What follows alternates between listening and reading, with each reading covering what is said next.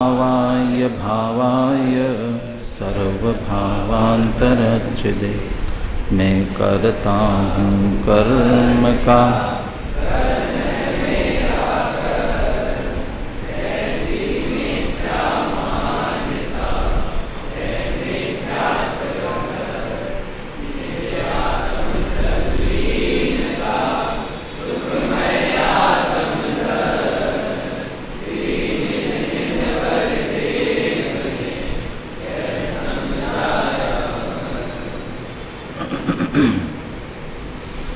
समय सार परमागम कर्ता कर्म अधिकार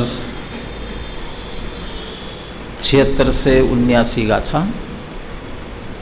75वीं गाथा भी शामिल करे तो इन 5 गाथाओं में गाथा की टीका में अमृतचंद्राचार्य ने कर्ता कर्म परस्पर होने के लिए व्याप्य व्यापक भाव को लिया।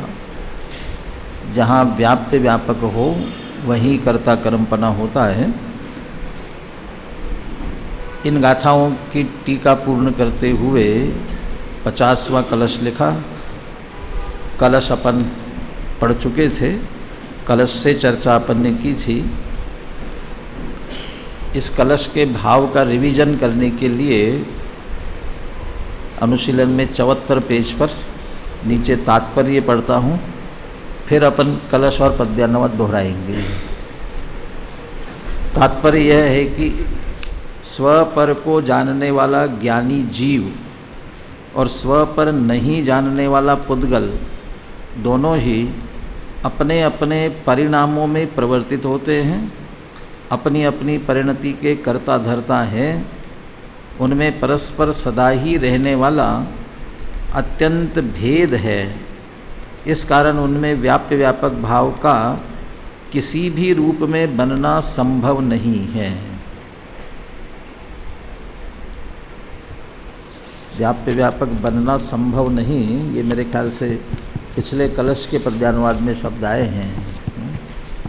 व्याप्य व्यापक भाव बनना है ना, ऐसा है ना। कर्ता कर्म भाव का बनना असंभव है व्याप्य व्यापक भाव संबंध के अभाव में। कर्ता कर्म भाव का बनना असंभव है, या व्याप्य व्यापक भाव का बनना असंभव है, संभव नहीं है। अतः उनमें परस्पर कर्ता कर्म भाव भी नहीं बन सकता। तो भी अज्ञानी जीव अपने अज्ञान के कारण उनमें कर्ता कर्म भाव मानते हैं, पर उनका यह अज्ञान तब तक ही रह सकता है जब तक भेद ज्ञान ज्योति प्रकट नहीं होती। भेद ज्ञान ज्योति प्रकट होने पर उक्त अज्ञान का एक समय भी रहना संभव नहीं है।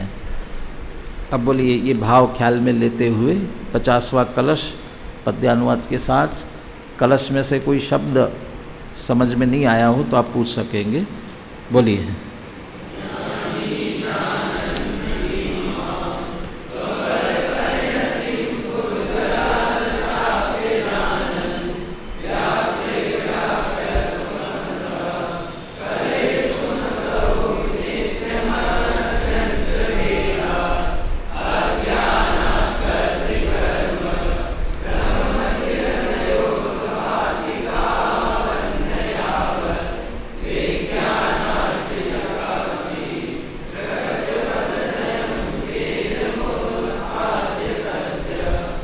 निज पर परिणति जानकार जीवय पर परिणति को करता कभी नहीं। निज पर परिणति अजानकार पुद्गल पर परिणति को करता कभी नहीं। नित्य अत्यंत भेद जीव पुद्गल में करता कर्म भाव उनमें बने नहीं। ऐसो भेद ज्ञान जब तक प्रगट नहीं, करता कर्म की प्रवृत्ति मिटे नहीं। अब इस कलश का भावानुवाद बनारसी दास जी नाटक समय सार में किस प्रकार करते हैं, ये छंद भी सभी एक साथ बोलिए। जीव ज्ञान गुण सहित आप गुण पर गुण ज्ञायक, आपा पर गुण लखे नाहि पुगल इह लायक। जीव दरब चिद्रूप सहज पुद्गल अचेत जड़, जीव अमूर्ति मूर्ति कपुद्गल अंतर बड़। जब लगन होई अनुभव प्रगट, तब लग मिथ्यामति लसे। करतार जीव जड़ कर्म को, सुबुद्धि विकास यहु भ्रम नसे।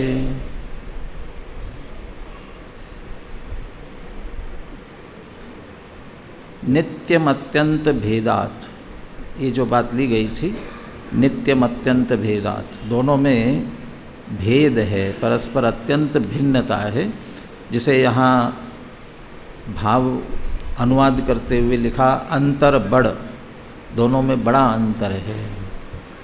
क्या अंतर है? जीव कैसा है? जीव ज्ञान गुण सहित, आप गुण पर गुण ज्ञायक। कलश में तो जानन लिखा था, स्वपर परिणतिम जानन, ज्ञानी स्वपर परिणतिम जानम, स्व और पर की परिणति को जानता हुआ ज्ञानी, जानने वाला ज्ञानी है। बनारसी दास जी ने हेतु भी दिया, क्यों जानता है, क्यों जानता है, किस लिए? क्योंकि ज्ञान गुण सहित, जीव में ज्ञान गुण है विशेष, इसलिए वह अपने और पर के गुणों को जानने वाला ज्ञायक। आपा पर गुण लखे नाही पुगल यही लायक, अपने और पर गुण को लख सके, जान सके, देख सके, नहीं पुगल यही लायक, पुद्गल इस लायक नहीं है। क्यों नहीं है पुद्गल इस लायक? क्यों लायकात नहीं है? अब वो लायक नहीं है, इसे आपकी भाषा वाला प्रयोग मत कर देना। लायक नहीं है तो फिर क्या है वह? लायक नहीं लायक, उसकी चूँकि उसमें ज्ञान गुण नहीं है, इसलिए वह अपने और पर के गुणों को नहीं जानता। और भी अंतर है। क्या अंतर है? जीव दरब चिद्रूप सहज, जीव द्रव्य कैसा है? सहज चैतन्य रूप है। साहिल, बिल्कुल दरिया के साहिल पर बैठे हो, इधर खिसक के बैठो बीच में। हाँ, तुम मुझे नहीं देखो, मैं तो देखूं तुमको जरा। कहाँ है शास्त्र? कहाँ है? क्या जरूरत है? ये तो उसका है। अब वो भी कौन सा शास्त्र है? समय सार।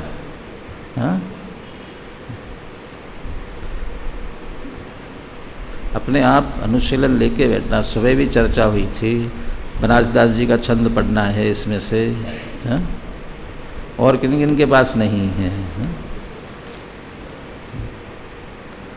लेके बैठना चाहिए, एक एक शब्द पे ध्यान देना चाहिए।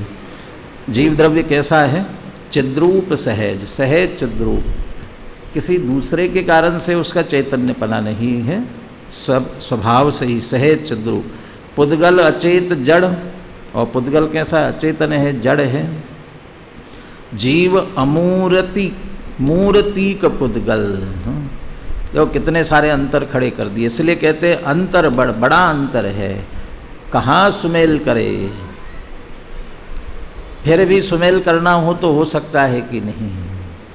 फिर भी सुमेल करना हो, समानता देखनी हो तो हो सकती है कि नहीं? समानता है कि नहीं? दोनों में समानता, जीव और पुद्गल में नहीं है, किसी दृष्टि से नहीं है। अरे कैसे विद्यार्थी? हाँ, सद्द्रव्य लक्षणम, सत्ता की अपेक्षा महासत्ता में तो सब एक साथ शामिल है ना। महासत्ता में एक से कोई अंतर नहीं है, सब समान है, सब द्रव्य। सत्य की दृष्टि से ये आपके संग्रहणय में सबसे बड़ा संग्रहणय कौन सा? यही सत्य वाला। सत्य कह करके सबका संग्रह हो जाता है, उसमें पुद्गल जीव सब एक से एक समान, कोई अंतर नहीं। सामान्य गुणों की अपेक्षा सब एक है, सब में एक सा है। लेकिन ये विशेष गुणों की अपेक्षा। जीव ज्ञान गुण सहित है, अपने पर को जानता है, सपर प्रकाशक है। पुद्गल में ज्ञान नहीं होने से वो सपर प्रकाशक नहीं है। जीव द्रव्य चिद्रूप है, पुद्गल अचेतन जड़ है। और जीव अमूर्तिक है, पुद्गल मूर्तिक है। इतने सारे बड़े अंतर, जब इतने अंतर हो बड़े परस्पर में, वो व्याप्य व्यापक भाव को गौण कर दिया इसमें। दूसरी जो पंक्ति है, इतना अंतर है वो परस्पर में व्याप ही नहीं सकते, असहव, परस्पर व्यापने में असमर्थ है, व्यापते ही नहीं है, इतना अंतर होने के कारण से। ऐसा होते हुए भी जब लगन होई अनुभव प्रकट, जब तक अनुभव प्रकट नहीं होता, वहाँ तो अकेले विज्ञानार्चिस चकास्ती कहा था, ज्ञान रूपी सम्यक ज्ञान की प्रकाशित होने की बात की गई थी, और अर्थ में भेद ज्ञान की बात की गई, भेद ज्ञान प्रकट होना। लेकिन जैसे नाचार्य तो कहते अकेले भिन्न भिन्न जानना मात्र नहीं है, भिन्न जान करके उसमें से जो जीव द्रव्य है उसमें अहम स्थापित होना चाहिए। या ये कहे कि दोनों की भिन्नता जाननी है तो स्वसंवेदन ज्ञान पूर्वक जानना चाहिए, उसमें से जो अपना आत्म तत्व है उसका संवेदन, स्वसंवेदन, स्वानुभव होना चाहिए। इसलिए वो भेद ज्ञान को इसमें कि जब तक अनुभव प्रकट नहीं होता तब लग मिथ्यामति लसे, तभी तक मिथ्या बुद्धि होती है, भाषित होती है। कौन सी? कर्तार जीव जड़ कर्म को। कौन सी मिथ्यामति? जीव जड़ कर्म का करता है, परस्पर एक दूसरे में व्याप सकते हैं, करते हैं, ऐसी मिथ्या बुद्धि भाषित होती है जब तक आत्मानुभव प्रकट नहीं हुआ तब तक, वह भेद ज्ञान नहीं हुआ तब तक। सुबुद्धि विकास यहू भ्रम नसे, लेकिन जैसे ही सुबुद्धि का विकास हो जाता है, सम्यक ज्ञान का विकास हो जाता है, यह भ्रम नष्ट हो जाता है। और बराबर जीव रूप ही है, अपने ही गुण पर्यायों में व्यापता है, पुद्गल में नहीं व्याप सकता, इसलिए उसके साथ कर्ता कर्मपना नहीं है। पुद्गल जीव में नहीं व्याप सकता, इसलिए उसके साथ कर्ता कर्मपना नहीं है। ये अच्छी तरह से भाषित होने लगता है।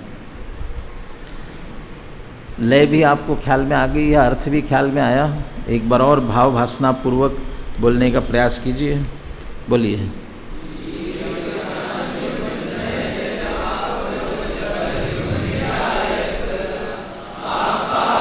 गुण लक नाही पुद्गल लायक, जीव दरव चिद्रूप सहज पुद्गल अचेत जड़। जीव अमूर्ति मूर्तिक पुद्गल अंतर बड़, जब लग न होई अनुभव प्रगट, तब लग मिथ्या मति लस। करतार जीव जड़ करम को, सुविधि विकास यहू भ्रमण से। ये चर्चा व्याप्य व्यापक भाव संबंधी, व्याप्य व्यापक भाव से कर्ता कर्म होता है, इसकी चर्चा यहाँ पूर्ण हो गई। कर्ता कर्म अधिकार के विषयानुसार 2 प्रकरण अपने पूरे हो गए। अब तीसरा प्रकरण प्रारंभ हो रहा है, और तीसरा प्रकरण कौन सा है? दिक्क्रियावादी मिथ्या दृष्टि। कौन सी गाथा तक? 86वीं गाथा तक है। दिक्क्रियावादी मिथ्या दृष्टि है, तो कैसा दिक्क्रियापना होता है, और वो मिथ्यात्व कैसे हैं, और वो ठीक कैसे नहीं है, इसकी सारी चर्चा चलेगी। पहले दोनों क्रियाओं को कर सकता है ऐसा भ्रम खड़ा क्यों हुआ, इसलिए कुछ चर्चा अभी प्रारंभ की सीधी दिक्क्रिया से संबंध न भी हो तो भी उससे जोड़ने के लिए इसको भी उसी प्रकरण में शामिल समझ लेना। 80-82 गाथाएँ अभी ये दोनों आगे के विषय को भी जोड़ती है, और पीछे व्यापी व्यापक पने की भी चर्चा इसमें मिलेगी। फिर भी विषय के दृष्टि से विभाजन करना था कहीं ना कहीं, इसलिए इसको द्विक्रियावादी मिथ्या दृष्टि की तरफ जोड़ा गया है। 3 गाथाओं का समूह है, 80, 81, 82। उत्थानिका देखिए। जीव पुद्गल परिणामयो अन्योन निमित्त मात्रत्वम अस्ति, तथापि न तयोः कर्तृकर्म भावः इत्याह। जीव और पुद्गल परिणामों में, ये भी परिणाम शब्द भी इसके साथ विशेष रूप से जोड़ा। इसकी चर्चा 2-3 बार आपके बीच बार बार आई है। निमित्त नैमित्तिक संबंध द्रव्यों के बीच में नहीं है, उनकी उस समय की पर्यायों के बीच में है। ऐसा भी नहीं है आगे पीछे की पर्यायों के बीच में हो, वो उसी समय के ही। जिस समय कार्य हुआ इधर, उसी समय दूसरे द्रव्य के जो भी कार्य की अनुकूलता का आरोप आया, उसी समय की बस निमित्त नैमित्तिकता है। आगे पीछे के परिणामों की भी नहीं है, तो द्रव्य का तो प्रश्न ही नहीं है। इसलिए वो परिणामों का ही परस्पर निमित्त नैमित्तिकपना है। इसलिए जीव पुद्गल परिणाम योग, ये परिणाम शब्द इसके साथ में जीव पुद्गल योग, कदाचित अनेक जगहों पर ये मिलेगा। दो द्रव्यों के बीच निमित्त नैमित्तिक संबंध हो सकता है, ऐसा मिलेगा कथन अपने को, तो भी उसकी अपेक्षा समझ लेना। द्रव्यों के बीच कहा जा रहा है, लेकिन उन द्रव्यों की उस अनुसार होने वाली कुछ परिणतियाँ, पर्यायें जो परस्पर एक दूसरे के लिए कारण बनेंगी, वह उतने में ही निमित्त नैमित्तिकपना समझना। कथन वैसा हो तो भी भाव ऐसा समझ लेना। सर्वत्र बार बार ये नहीं कहेंगे, कहेंगे तो भी भाव इसी तरह समझ लेना। तो जीव पुद्गल परिणाम योग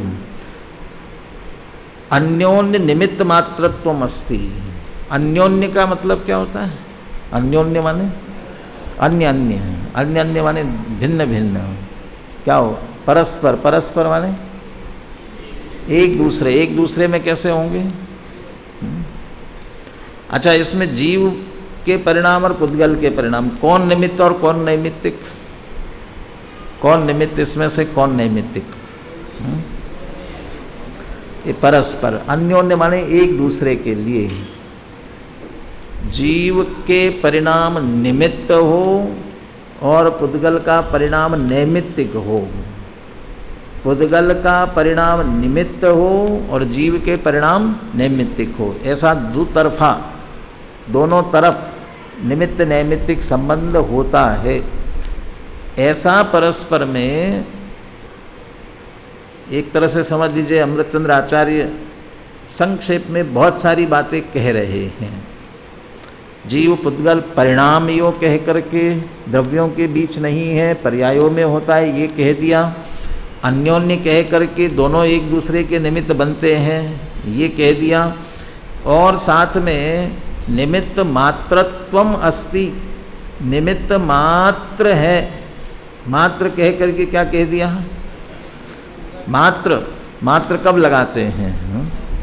अब आप चेक भरते हो, जब लिखते हो 1 लाख रुपया लिखना हो तो भी 1 लाख रुपया मात्र। 1 रुपया भरना हो तो भी लिखेंगे 1 रुपया मात्र। और किसी को 1 करोड़ का चेक लिखना होगा तो भी बाद में क्या लिखेगा? 1 करोड़ रुपया मात्र, मात्र 1 करोड़ रुपया। और 1 रुपये में भी मात्र और उसमें भी मात्र, तो वो मात्र लिखने से तात्पर्य क्या उसका? क्यों इतने ही है, इसके अलावा नहीं है। तो निमित्तपना मात्र है, तो इसका अर्थ कोई ना कोई निषेध करना है। किस बात का निषेध करना है? तथापि न तयो कर्तृकर्म भावः, तथापि न तयो, तयो कयो, तयो कयो माने किन किन के बीच में? जीव के परिणाम और पुद्गल के परिणाम, इनमें परस्पर कर्ता कर्म भाव नहीं है। जीव पुद्गल का कर्ता नहीं हो सकता और पुद्गल जीव का कर्ता नहीं हो सकता। जीव पुद्गल का कर्म नहीं हो सकता, पुद्गल जीव का कर्म नहीं। परस्पर कर्ता कर्म भाव दोनों में ही नहीं है। इत्याह, ये दोनों बातें एक साथ कह रहे, निमित्तपना है और कर्ता कर्मपना नहीं है। इसका अर्थ है व्यवहार की स्वीकृति और निश्चय से उसका निषेध। व्यवहार से स्वीकृति करते हुए वो परस्पर में प्रतिपाद्य प्रतिपादक संबंध को बताते हैं और साथ ही निश्चय को खड़ा करके निषेध निषेधक संबंध भी बता देते हैं। इसलिए ये दोनों बातें एक साथ चलती हैं। देखिए गाथा बुलाते सरल है। जीव परिणाम हेतुम कम्मत्तम पोगला परिणमन्ति पोगल कम्म निमित्तम तहेव जीवो विपरिणमति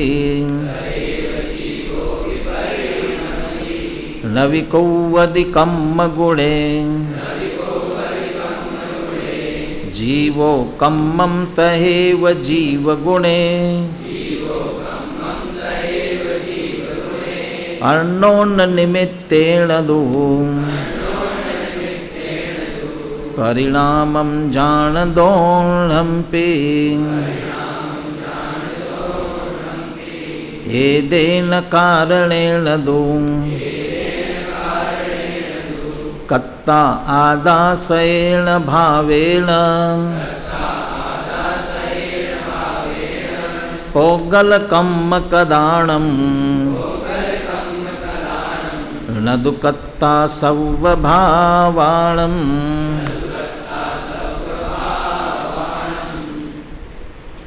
परिणमंती प्राकृत संस्कृत एक सही बनता है क्या? परिणमंती, यहाँ भी परिणमंती संस्कृत छाया में परिणमंती है। बहुत जगहों पर ये चर्चा है। तत्व 7 तत्वों की चर्चा जब अपन पढ़ते हैं और उनके सभी तत्वों के परस्पर लक्षण जब पढ़ते हैं, उसमें आश्रव बंध ये 2 तत्वों का लक्षण भेद पूर्वक। आश्रव तत्व कितने प्रकार का, कौन कौन सा? वो 7 तत्वों में से पूछ रहे हैं कौन से? हाँ, द्रव्याश्रव और भावाश्रव, ऐसा 2 तरह से लेते हैं ना। द्रव्याश्रव किसे कहते हैं, भावाश्रव किसे कहते हैं? द्रव्याश्रव किसे कहते हैं? जीव के मोह राग द्वेष निमित्त, मोह राग द्वेष भावों के निमित्त से कर्म पुद्गलों का आना, उसका नाम द्रव्याश्रव है। और जब भावाश्रव की बात करेंगे तब वो द्रव्य कर्म के निमित्त से जीव में मोह राग द्वेष भावों का होना, वो उसमें दोनों आ गए हैं। दोनों तरफ निमित्त नैमित्तिकपना दोनों बता दिए। जब द्रव्याश्रव की बात करते हैं, अब द्रव्याश्रव में द्रव्य रूप कर्मों का आना ये कार्य है। द्रव्याश्रव में कार्य है द्रव्य रूप कर्म, द्रव्य कर्मों का आना ये कार्य है, इसलिए वो है नैमित्तिक। क्यों आए, कैसे आए? तो मोह राग द्वेष भावों के निमित्त से। तो मोह राग द्वेष भाव किसके? कि जीव के। तो वो हो गया निमित्त। तो वो निमित्त जीव, निमित्त जीव के परिणाम निमित्त, और पुद्गल कर्म का आना हो गया नैमित्तिक। अब भावाश्रव की बात आई, तब भावाश्रव माने जीव में होने वाले भाव, तो जीव के भाव है, वो हो गया नैमित्तिक। और वो किस कारण से हुआ? द्रव्य कर्म के उदय से हुआ, तो हो गया उसमें नैमित्तिक, और जीव के परिणाम हो गए निमित्त। ऐसा परस्पर निमित्त, ऐसे बंध में भी निमित्त नैमित्तिक। संवर और निर्जरा में भी ऐसे ही निमित्त नैमित्तिकपना। द्रव्य भाव द्रव्य भाव, द्रव्य संवर भाव संवर, द्रव्य निर्जरा भाव निर्जरा, द्रव्य मोक्ष भाव मोक्ष, सब में बराबर इसमें परस्पर।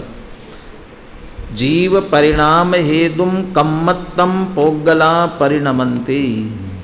जीव परिणाम को हेतु बनाकर, हेतु से, जीव परिणाम के हेतु से, या हेतु शब्द निमित्त के अर्थ में, जीव परिणामों को निमित्त बनाकर या उनके निमित्त से पोगला कम्मत्तम परिणमन्ति। जो पुद्गल है वे कर्मपने से परिणमते हैं।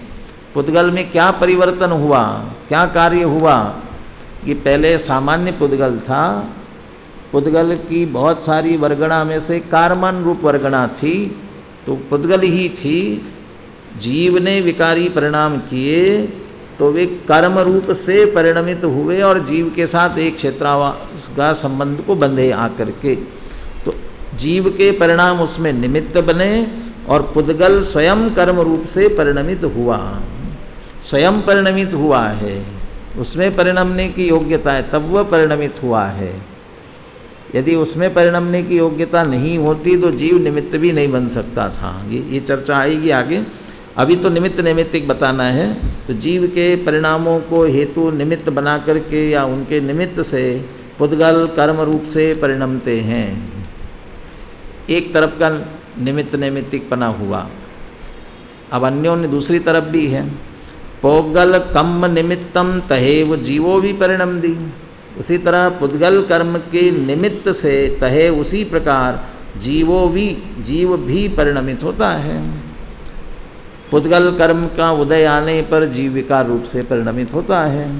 ऐसा परस्पर निमित्त नैमित्तिक संबंध है। ऐसा होने पर भी नविकुव्वदि कम्म गुणे जीवो कम्म गुणे नविकुव्वदि। जीव जो है कर्म के गुणों को नहीं करता। कर्म के गुण यहाँ पर्याय के अर्थ में, कर्म की पर्याय कर्म रूप जो कार्य हुआ है पुद्गल का, जीव नहीं करता है। जीव कर्म के गुणों में कुछ नहीं करता है। क्या करता है जीव कर्म में? थोड़ा चेतनपना डाल देता होगा, चैतन्यपना थोड़ा सा तो डाल देता होगा। मूर्तिक है उनको थोड़ा सा अमूर्तिक कर देता होगा, कुछ नहीं करता। नविकुव्वदि कम्म गुणे कम्मम तहेव जीव गुणे और कम्मम तहेव जीव गुणे नविकुव्वदि। और उसी तरह कर्म भी जीव के पर्याय में गुणों में कुछ भी नहीं करते हैं। क्या किया फिर? कुछ नहीं किया तो किया क्या? जीव के साथ थोड़ा सा पुद्गलपना जड़पना लाए हो, ऐसा बिल्कुल भी नहीं है। इसलिए कर्म भी जीव के गुणों में, जीव के कार्यों में, जीव के पर्याय में कुछ नहीं करते हैं। फिर क्यों कह रहे हैं? इसलिए कह रहे हैं कि अन्नोन निमित्तेन दु परिणामम जान दो नमती। यद्यपि गुणों में, स्वभाव में कुछ भी परिवर्तन परिणमन कुछ नहीं करते हैं, फिर भी परस्पर निमित्त से दो नम्पी, दोनों का भी परिणाम जानो। परस्पर निमित्त नैमित्तिक संबंध है, एक दूसरे के निमित्त से इस प्रकार से परिणमन होता है, ऐसा जानो। निष्कर्ष निकालते हैं, एदेन कारणेन दु कत्ता आदासेन भावेन। और इस कारण से आत्मा करता है, लेकिन किसका? सयेन भावेन। अब यह तृतीय विभक्ति तो लगाई, लेकिन अर्थ निकालना है षष्ठी विभक्ति का ही। इस अपने ही परिणामों का, अपने भावों से परिणमित होते होते, स्वकेन भावे नहीं लिखा, इस कारण से अपने ही भावों से होने वाले जो परिणाम हैं, स्वभाव रूप जो परिणाम है, उनका ही आत्मा कर्ता होता है। तो ऊपर तो कहा था ना, उनके निमित्त से परिणमित होते, निमित्त होता है, कर्ता नहीं होता है। पोगल कम्म कदाणम नदुकत्ता सव्व भावाणम। पोगल कम्म कदाणम सव्व भावाणम। पुद्गल कर्म के द्वारा किए गए सर्व भाव, जो भी भाव होंगे पुद्गल कर्म के द्वारा किए हुए, नदुकत्ता, उनका आत्मा कर्ता नहीं होता है। अभी एक गाथा और बन सकती है, एक गाथा और बन सकती। कौन सी बन सकती गाथा? चूँकि इसमें तो ये कह दिया कि परस्पर दोनों में कर्ता कर्म भाव नहीं है, निमित्त नैमित्तिक परस्पर में, उसके लिए तो एक ही गाथा में कह दिया। इस दोनों में कर्ता कर्म भाव नहीं है, तो कर्ता कर्म भाव नहीं है 82 गाथा में तो आत्मा पुद्गल कर्म का कर्ता नहीं है, ये तो कह दिया। लेकिन दूसरा क्या आना चाहिए था? पुद्गल भी जीव के कर्मों का कर्ता नहीं है। तो ऐसा कि एदेन कारणेन दु कत्ता पोगल सयेन भावेन। इसलिए पुद्गल जो है अपने ही भावों का कर्ता होता है।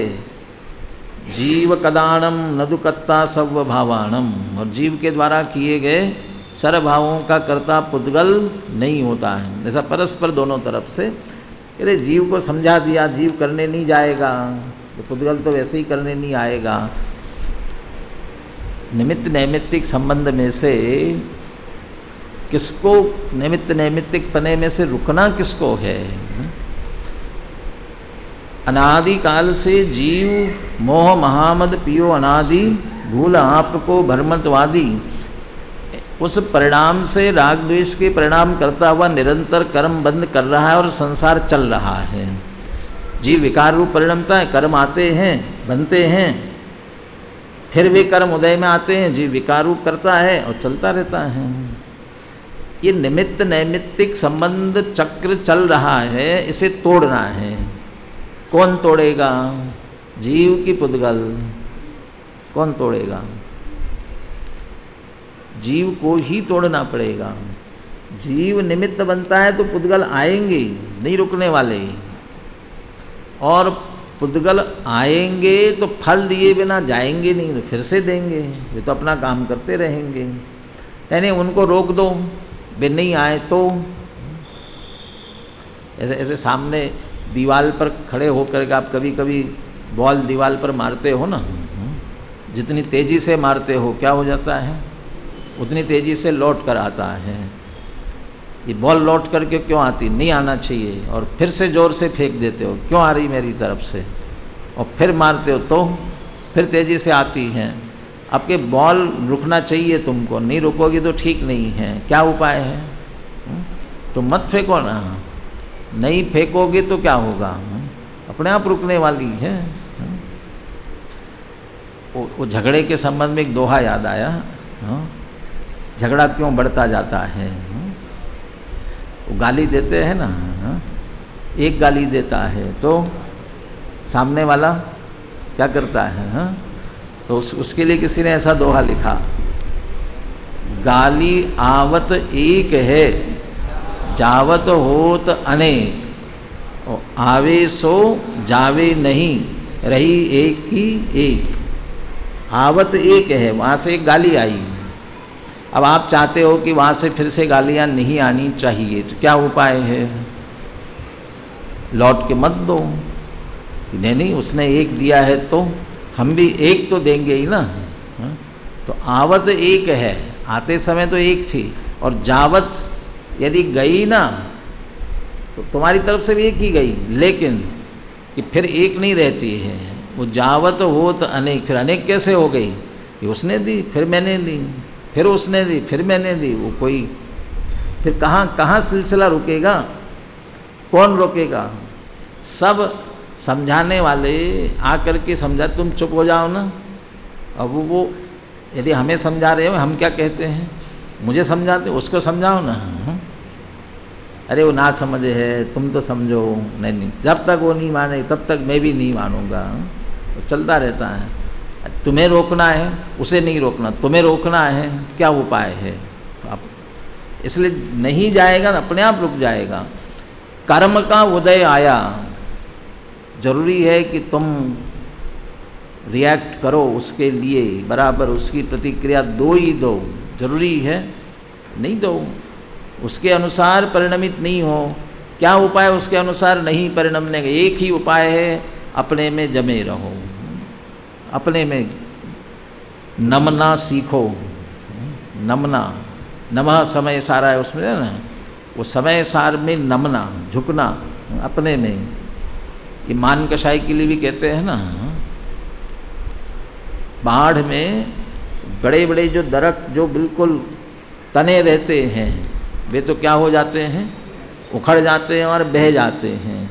और जो झुक जाते हैं, नम जाते हैं, और वे क्या हो जाते हैं? पानी निकल जाता है, और पानी निकलने के बाद में फिर वहीं के वहीं बराबर खड़े रहते हैं, सुरक्षित रहते हैं। उपाय क्या है? कि अपने में नमना, अपने में झुकना, अपने में लीन होना, वो उपाय है। वो उसका दूसरा उपाय नहीं। कर्म का उदय आया, हम उसके अनुसार ही परिणमित होंगे। कि नहीं परिणमित होना, उसको निकल जाने देना। क्या उपाय क्या है? कि नम जाओ, अपने में झुक जाओ, अपने में लीन हो जाओ। आएगा और चला जाएगा। तूफान कब आया और कब चला गया पता भी नहीं पड़ेगा। बहुत तेज आंधी आ रही हो, रोड पर खड़े हो, उस तेज आंधी के साथ उड़ जाओगे, और उसी समय अपने घर में आ जाओगे तो घर में बैठे होंगे तो उनको पता भी नहीं चलेगा इतनी तेज आंधी थी और आई और चली गई, पता भी नहीं चलेगा। अपने में रहना वही उसका उपाय है, और कोई दूसरा उपाय नहीं है। ये परस्पर निमित्त नैमित्तिक पने में से पुद्गल नहीं रुकेगा। वो उसका क्रम सहज चलने वाला है। जीव अपने विकारी भावों को रोकेगा, कर्म का चक्र रुकने वाला है। वो रोकने की जिम्मेदारी जीव पर है। टोडरमल जी ने बहुत बढ़िया उसके लिए उत्तर दिया।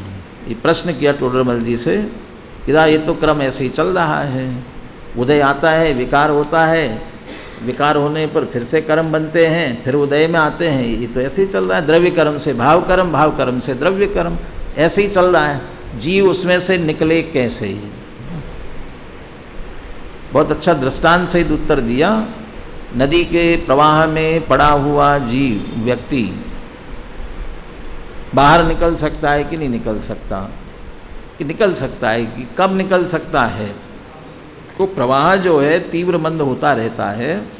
तीव्र प्रवाह में हाथ पैर मारेगा तो नहीं निकल सकेगा, लेकिन मंद प्रवाह जो है मंद भी पड़ता है। जब प्रवाह मंद पड़े और उस समय हाथ पैर चलावे तो किनारे आ सकता है। ऐसे ही द्रव्य कर्म के उदय का जो प्रवाह चल रहा है वो निरंतर एक सा नहीं है, वो निश्चित रूप से घटता बढ़ता रहता है, प्रवाह मंद पड़ता है। जब कर्म का उदय मंद आवे उस समय स्वरूप की सावधानी हम करें, वहाँ अवसर है, हमारे जीव को अवसर है। प्रकृति ने ही अवसर दिया है। प्रकृति कोई दूसरी प्रकृति नहीं है कोई और, वो पुरुष और प्रकृति जैसे और लोग मानते हैं ऐसी कोई प्रकृति नहीं है। स्वभाव से सहज ही ये पड़ा हुआ है। शुभाशुभ भाव जैसे होते हैं ना, तीव्रता मंदता होती ही है, तो मंदता का प्रवाह आता है, आएगा, और उस समय जागृत होने की आवश्यकता है। वहाँ टोडरमल जी ने भी लिखा कि प्रवाह मंद पड़े वह उस समय निकलने का प्रयास नहीं करे तो क्या होगा? फिर तीव्र प्रवाह आने वाला है और तीव्र प्रवाह में फिर बहता हुआ चला जाएगा, फिर निश्चित रूप से समुद्र में जा कर के समाने वाला है। ऐसे ही बहु पुण्य संयोग मिला नर तन जिन श्रुत जिन देव चरण दर्शन। इसे समझना चाहिए कि मंद प्रवाह है। अभी इस मंद प्रवाह में प्रयास करेंगे तो इसमें से निकल सकते हैं, और नहीं निकल पाए तो फिर तीव्र आने वाला है और उसमें फिर जा कर के संसार समुद्र में ही पहुंच जाएंगे। एदेन कारणेन दुकत्ता आदा सयन भावेन अपोगल कम कदानम नदुकत्ता सव्व भावाणम। गाथाएं बुलवाते हैं, फिर अर्थ पढ़ेंगे अपन। जीव परिणाम हे दुम कम्मत्तं पोगला परिणमन्ति पोगल कम्मनिमित्तं तहेव जीवो विपरिणमति न विकुवदि कम्म गुणे जीवो कम्मं तहेव जीव गुणे अन्नोन निमित्तेन दो परिणामं जानदोनम्पि एदेन कारणेन दो कत्ता आदासयेन भावेन पोगल कम्म कदाणम् न दुकत्ता सव्व भावाणम्। गाथार्थ देखिए।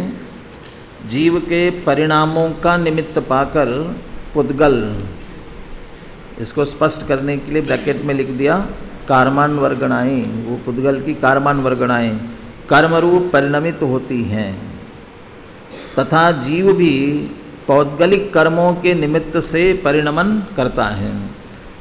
यद्यपि जीव कर्म के गुणों को नहीं करता और कर्म जीव के गुणों को नहीं करता, तथापि परस्पर निमित्त से दोनों के परिणाम होते हैं, ऐसा जानो। इस कारण आत्मा अपने भावों का करता है, परंतु पौद्गलिक कर्मों के द्वारा किए गए समस्त भावों का करता नहीं है। बोलिए गाथा पद्यानुवाद के साथ।